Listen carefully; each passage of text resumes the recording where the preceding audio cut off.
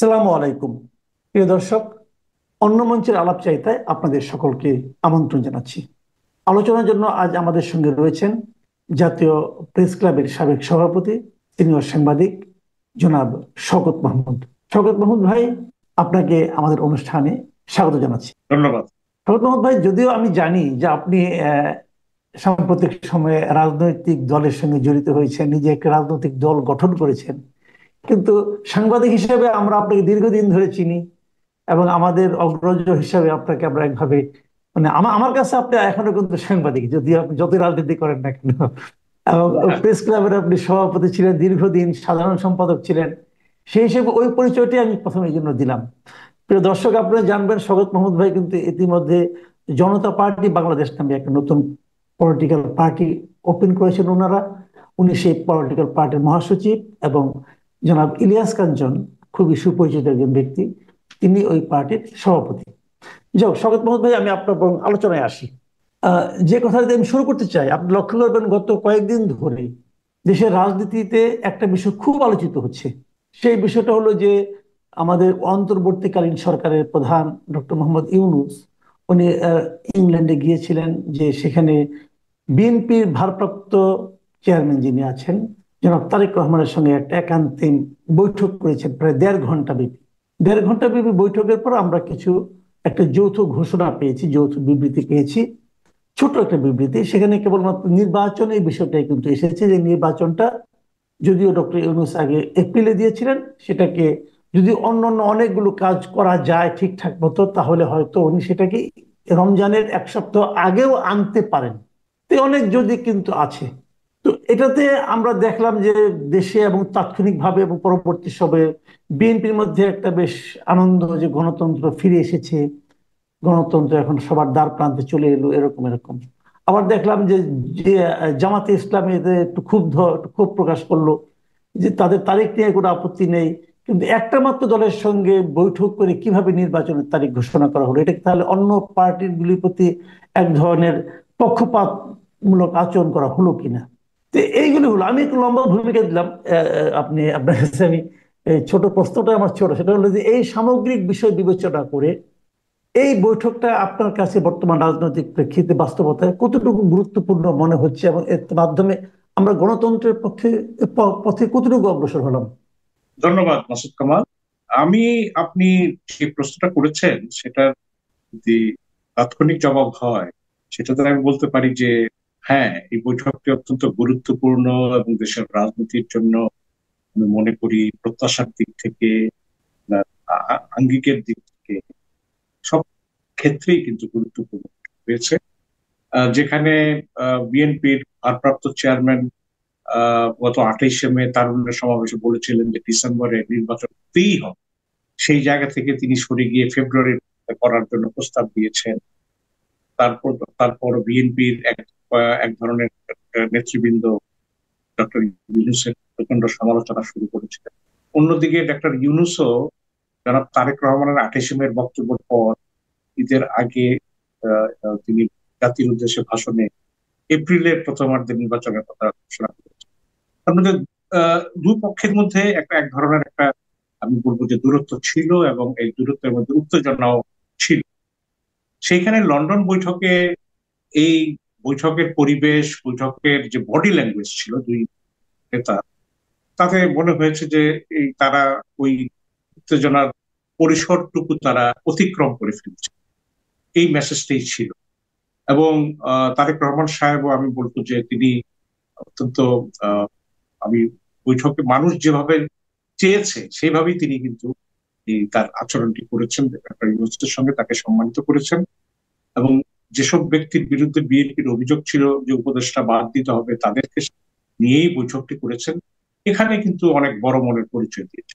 অন্যদিকে ইউনূস সাহেবও কিন্তু আমি মনে করি যে তারেক রহমানকে যথাযথ সমাদর করেছেন, কথা শুনেছেন এবং একান্তে কথাবার্তা বলেছেন।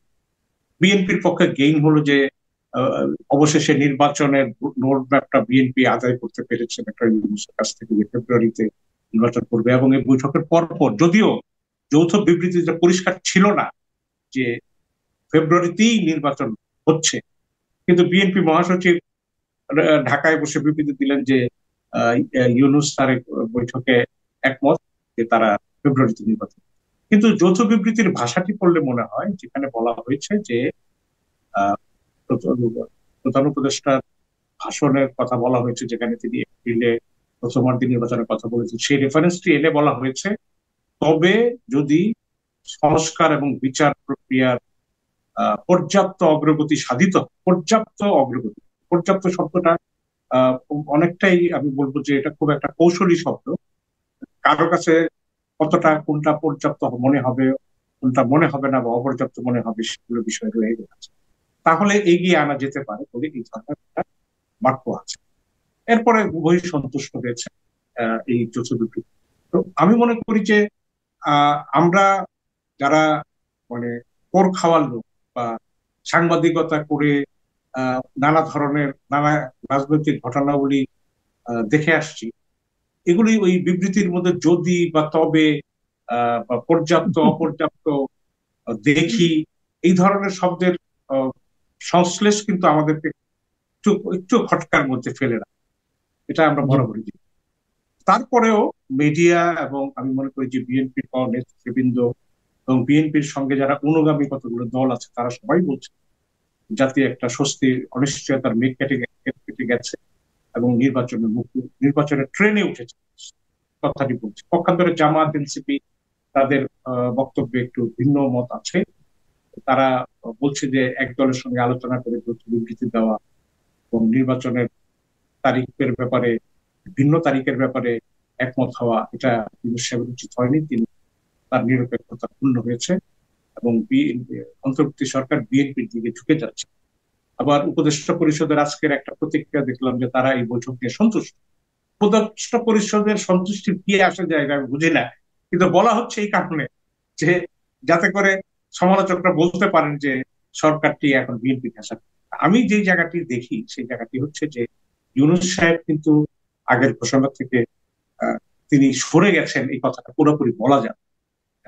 রাইট। ইউনূস সাহেব যে এই ফেব্রুয়ারিতে নির্বাচন দিয়ে দিবেন এমন কিছু না, বলা হয় মিডিয়ার চাপে হোক বা আন্দোলনের রাজনৈতিক দলগুলোর চাপে তিনি ফেব্রুয়ারিতে নির্বাচন আনবেন, সেটা পরের ব্যাপার। তারপর এই নির্বাচনের যারা আরো স্টেক হোল্ডার আছে, পলিটিক্যাল স্টেক হোল্ডার, সেই স্টেক হোল্ডারদের সঙ্গে তিনি নিশ্চয়ই ফিরে এসে কথাবার্তা বলা শুরু করেছেন এবং তারা কি বলছেন সেটাও তাকে কানে নিতে হবে। ইউনূস সাহেব এখন কোনো মতে একটা সনদ দিয়ে যদি তিনি একটা নির্বাচন দিয়ে যেতে পারেন, সেটা কি তিনি তার অ্যাচিভমেন্ট মনে করবেন। বাস্তবে সংস্কার কতখানি সাধন করবেন বা করবেন না সেই বিষয়ে আমার একটা সন্দেহ আছে এবং সরকার করতে পারবেন কি। হয়তো দেখা যাবে যে জুলাই সনদ দিয়েই একটা আবার রাজনৈতিক মতানৈক্য শুরু হয়েছে, খটমটি শুরু হয়েছে। তো ইউনূস সাহেবের সঙ্গে তারেক সাহেবের যে বৈঠকটি হয়েছে, তারা 1 ঘন্টা 20 মিনিট একান্তে কথা বলেছে। এই একান্তে কথাবার্তার মধ্যে নিশ্চয়ই সনদের ব্যাপারে কথা হচ্ছে। এটা কেউ বললেই এটা উড়িয়ে দেওয়া যাবে না। ইউনূস সাহেব নিশ্চয়ই জানতে চেয়েছেন যে এই জুলাই চার্টারের ব্যাপারে বিএনপির অবস্থা। সেখানে তারেক রহমান সাহেব নিশ্চয়ই তাকে কিছু বিষয়ে আশ্বস্ত করেছেন বা মন্তব্য করেছেন যে ওগুলো বাদ থাকবে, এগুলো থাকবে না, এগুলো থাকবে।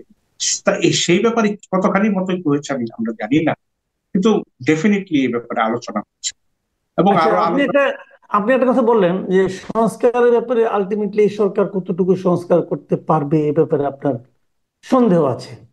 কিন্তু আপনি একটা কথা খেয়াল করবেন যে যৌথ বিবৃতি যেটা দেওয়া হয়েছিল সেখানে কিন্তু এই কথাটা বলা হয়েছিল, আমি আপনাকে পড়ে শোনাই যে যে রমজানের আগে সপ্তাহ নির্বাচন হতে পারে, একটু ঠিক আছে, তারপরে বলেছিলেন উনি, ওখানে লেখা হয়েছিল সেক্ষেত্রে ওই সময়ের মধ্যে সংস্কার ও বিচার বিষয়ে পর্যাপ্ত অগ্রগতি অর্জন করা প্রয়োজন হবে।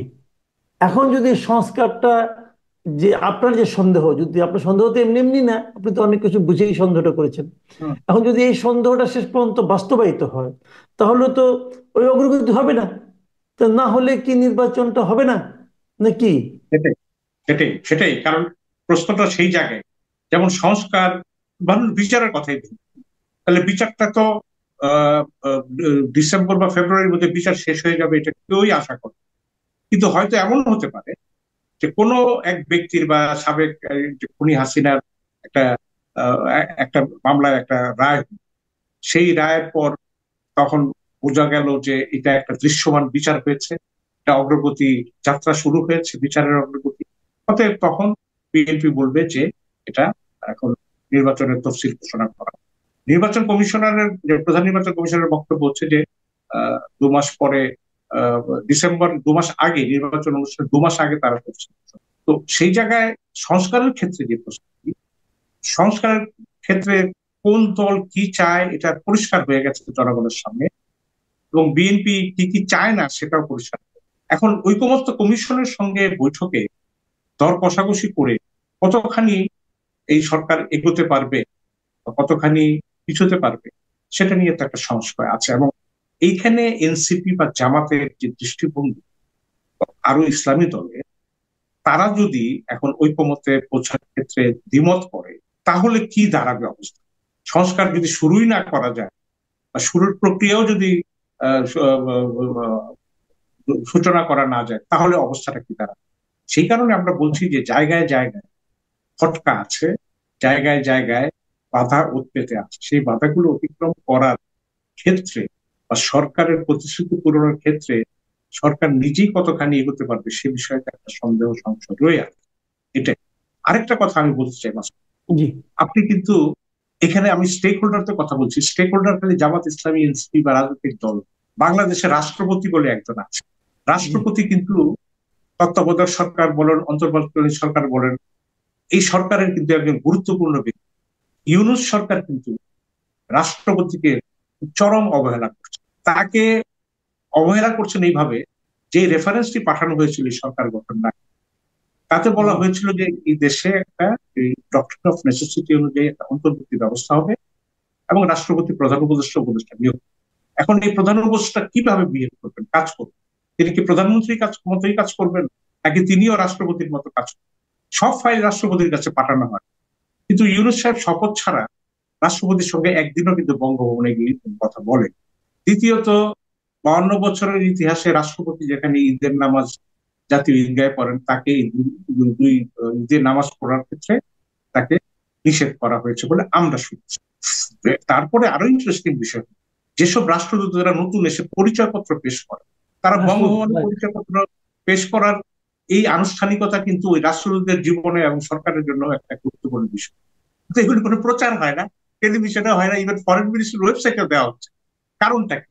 হ্যাঁ, রাষ্ট্রপতিকে আমরা ভিন্ন রাজনীতির লোক, গণ অভ্যুত্থানের বিরোধী লোক বলে ধারণা করে তাকে অপসারণ করার প্রস্তাব উঠেছিল, দাবি উঠেছিল। সেখানে বিএনপি সরকার মনে করেছে যে না, এর রাষ্ট্রপতি থাকবেন। তো যদি থাকেন, তার কাছে সব ফাইল পাঠান, কিন্তু তাকে আপনি ওই রাজনৈতিক এই অগ্রগতি বা নির্বাচন বলুন বা যেমন সবকিছু ব্যাপারে তার সঙ্গে তার কোনো কথোপকথন নেই, তিনি বঙ্গভবনে পড়ে আছেন।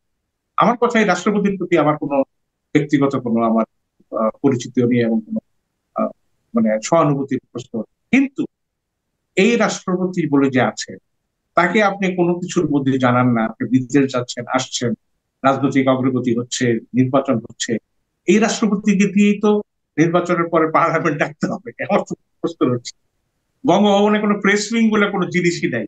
তো বিষয়টা কি? ইউনূস সাহেব নিজেই রাষ্ট্রপতি কত বিহেভ করছেন। ঈদগাহতে নামাজ পড়তে গেলে ইনি সবার সঙ্গে হাত মিলিয়ে হাত মিলাচ্ছেন এবং 5 বছর থাকার দাবি তাকে তিনি শুনছেন, তিনি সবকিছু ফাংশন। এটা আমাদের একটা পার্ট। সেকেন্ড পার্টটা হলো সেনাবাহিনীর যে যে মিটিংটার বক্তব্য নিয়ে রাজনৈতিক অঙ্গনে হইচই হয়েছে, সেখানে একটা কথা উঠেছে যে প্রধান উপদেষ্টা অনেক অনেক বিষয়ে তাদের শেয়ার করেন না বা আলোচনা করেন না, জানি না কতখানি সত্য। কিন্তু এই সেনাবাহিনীকে একটি স্বাভাবিক অবস্থার সেনাবাহিনী বিবেচনা করাটা কি ঠিক হবে? সেনাবাহিনী আপনাকে পাহারা দিচ্ছে, দেশের আইন শৃঙ্খলা রক্ষায় নিয়োজিত আছে, এবং গণ অভ্যুত্থানের চূড়ান্ত পর্যায়ে এই সেনাবাহিনী একটা ভূমিকা পালন করেছে। এটাকে তো আপনি অস্বীকার করতে পারবেন না।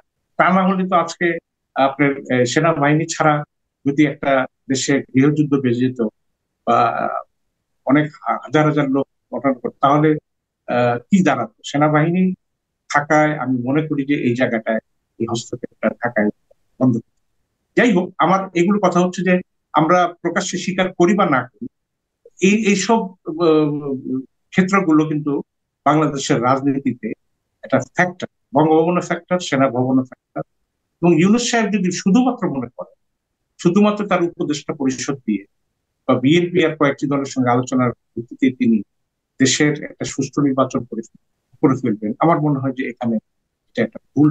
কারণ এই আমরা বাংলাদেশের রাজনীতি সবাই দেখেছি, কারণ পলিটিক্যাল পার্টি লিডাররা তো গণঅভ্যুত্থানের পরে বঙ্গভবনে ছুটে গেছে, তো ওইখানেই তো প্রেসিডেন্টের সঙ্গে কথা বলে সরকার গঠন করছে। না, আইন অনুযায়ী তো আপনার এই যে উপদেষ্টা পরিষদ ইনক্লুডিং ডক্টর ইউনূস সবাইকে তো এই রাষ্ট্রপতি নিয়োগ দিয়েছে তার উপদেষ্টা হিসাবে।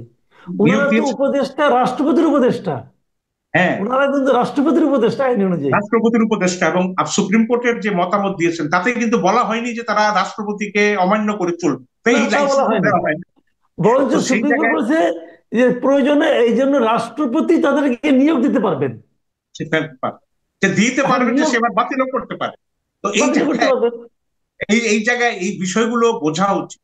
ইউনূস সাহেব আন্তর্জাতিকভাবে প্রশংসিত স্বনামধন্য ব্যক্তি, কিন্তু বাংলাদেশের পলিটিক্যাল বা রাষ্ট্র কাঠামোর মধ্যে যে এই বিষয়গুলো যে আছে, এই বিষয়গুলোকে এটা অগ্রাহ্য করা যাবে না। ইতিপূর্বে আপনারা দেখেছেন যে তত্ত্বাবধায়ক সরকার হয়েছে, সেখানে রাষ্ট্রপতি প্রধান নির্বাহী হিসাবে করেছেন, কিন্তু প্রধান উপদেষ্টাকে সব লাইসেন্স দিয়ে দিয়েছেন যে হ্যাঁ আপনি সবকিছু করেন।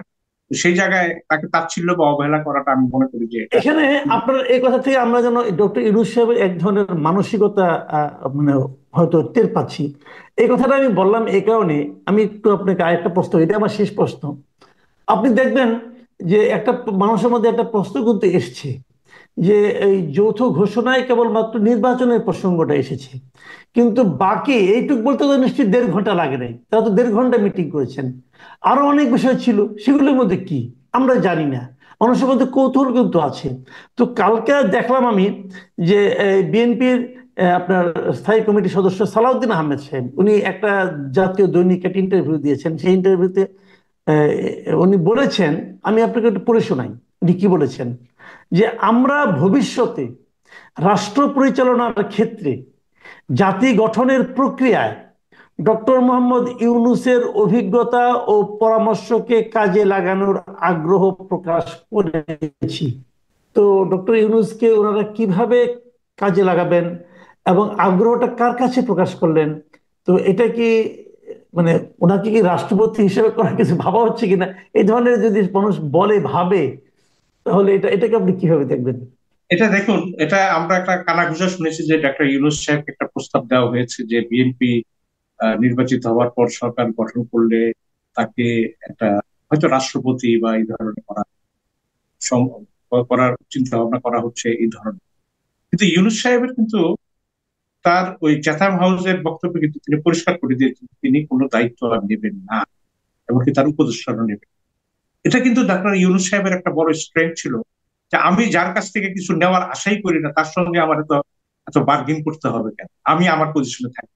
হুম। সেকেন্ডলি, এই তারেক রহমানের সঙ্গে সংলাপের আগে তার আরেকটি শক্তির জায়গা ছিল এরকম, যেহেতু বেগম খালেদা জিয়া ইন্টারভেন করেছেন, ডাক্তার ইউনূসের সঙ্গে রেষারেষি কমাও, এই সরকারের বিরোধিতা যেও না, এই কথাটা বিএনপি যখন নেতৃবৃন্দ হাইকমান্ড শুনেছে, তখন অটোমেটিক্যালি ইউনূসের সাহেবের পজিশনটা আপডেট হয়েছে যে হ্যাঁ, তাহলে ইউনূস সাহেব যে সিদ্ধান্ত নেবেন এই সিদ্ধান্তের কাছাকাছি বা সঙ্গে সঙ্গে আমাদের থাকে।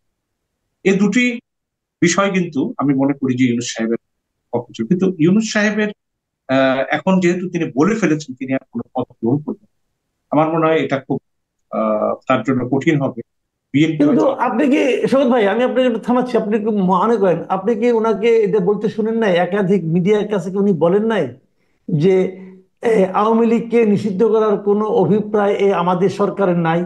কিন্তু বলেছিলেন। তো সেই অভিপ্রায় কি উনি রক্ষা করেছেন?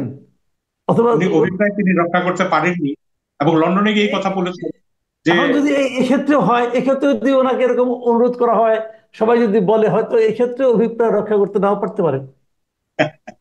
না, এটা এখন তিনি ছাত্রদের অনুরোধে প্রধান উপদেষ্টা হয়েছে, তত্ত্বাবধায়ক অন্তর্বর্তী সরকার প্রধান হয়েছে।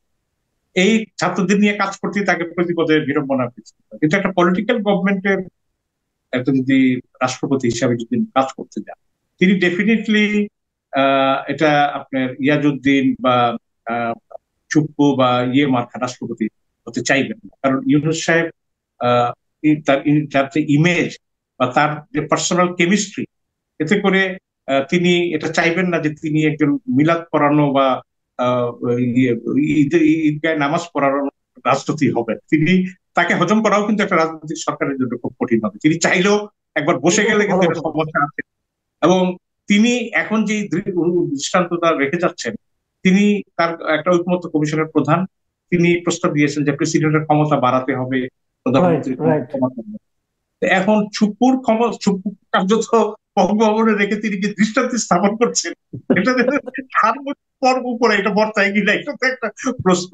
আমার মনে হয় না যে ইউনূস সাহেব চাইলেও, ইউনূস সাহেব হয়তো একটা আপনার হয়তো আমাদের আছে যে একটু বিদেশি আগে বিএনপির সময়ও বলা হয়েছে, আগের সরকারের সময়, যে তিনি প্রধানমন্ত্রীর বিশেষ দূত হিসাবে বা বিশেষ হিসাবে তিনি বাইরে কাজ করেন। তিনি পছন্দ করেন প্লেনে ঘুরতে, বিভিন্ন বিশ্ববিদ্যালয়ে ভর্তি দিতে, বিভিন্ন সরকার প্রধানদের সঙ্গে মানে ছবি তুলতে, এবং বিদেশে গেলে তার মুখ খুলে যায়, তার অন্তর খুলে যায়। তো এরকম আছে না, কিন্তু আমি ওই পর্যন্ত আমি মনে করি না যে বিএনপিও মনে মনে চাইবে আসলে যে এই ধরনের রাষ্ট্রপতি হোক। এই জি, আমার। জি, অনেক ধন্যবাদ, অনেক ধন্যবাদ জনাব শওকত মাহমুদ। প্রিয় দর্শক, আপনারা শুনলেন মানে সিনিয়র সাংবাদিক, সাংবাদিক মানে জগতের সংগঠক হিসেবে আমরা যাকে চিনি, এবং সাম্প্রতিককালের রাজনীতিবিদ জনাব শওকত মাহমুদের মূল্যায়ন আমাদের দেশের রাজনীতি নিয়ে কি হচ্ছে অথবা কি হতে পারে সে বিষয়েও তিনি অনেক ইঙ্গিত দিলেন। আপনাদের কেমন লাগলো আমাদের লিখে জানাবেন।